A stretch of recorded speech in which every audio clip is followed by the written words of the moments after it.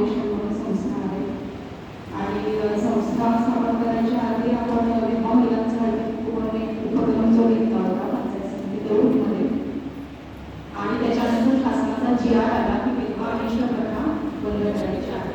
म्हणजे 9 वाजल्यानंतर त्याचं कंपोस्टन, तांबड्या फोडणं, चोरी काढणं आणि तिला रंगीबेरंगी साडी न नेसणं, तिनं सण उत्सवात समोर न देणं, ही सगळी तिला दुःख देणाऱ्या गोष्टी आहेत.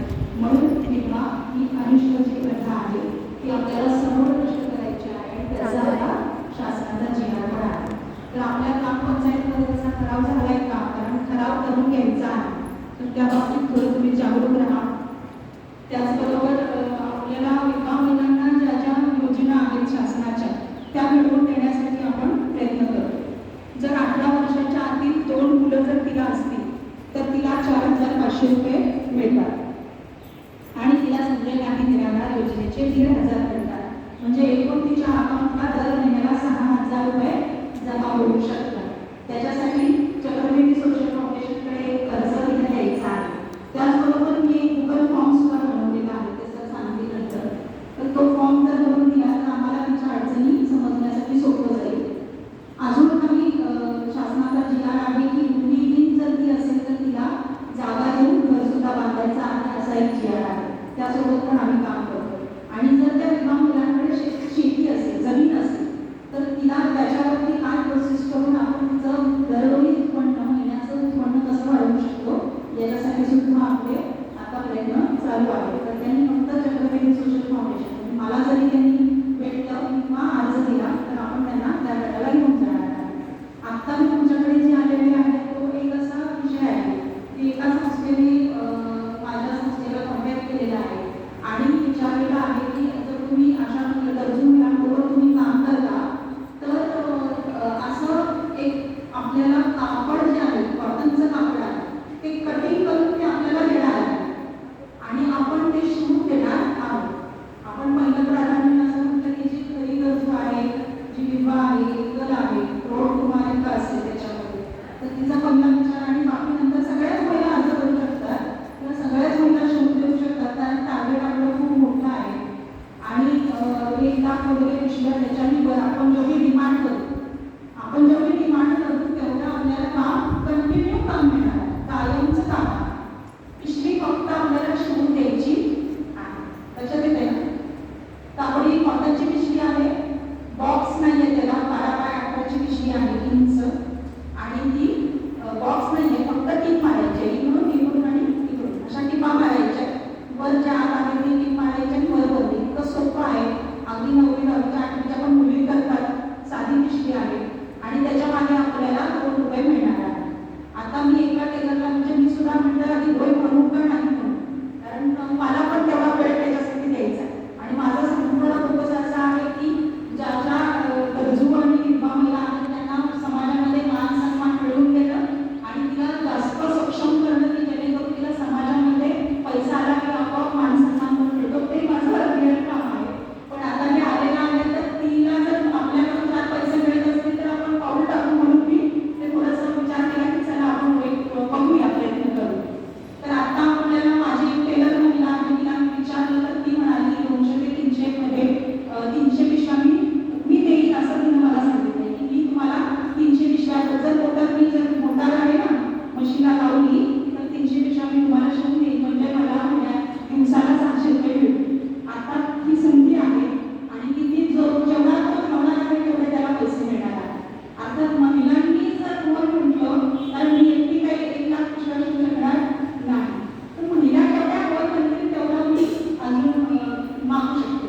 तर तुम्हाला एक असं याच्यामधून सांगायचं आहे की कोण इच्छुक असतील तर त्यांनी जरा लवकर संपर्क साधायचा आहे. कारण मी आणखी ठिकाणी सांगते. तुम्ही आता गुजरातला आहात का?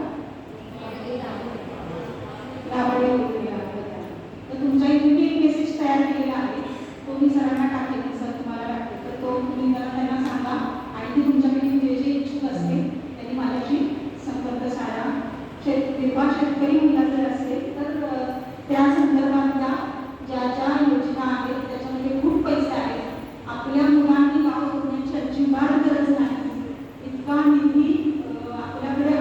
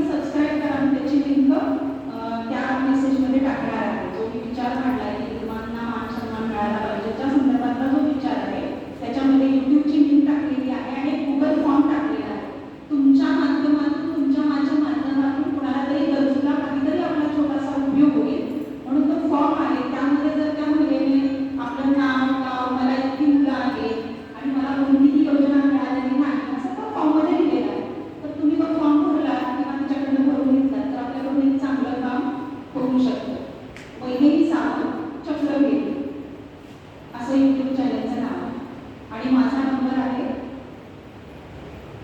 94 0 55 96 717 717 94 0 55 96 717. तुम्हाला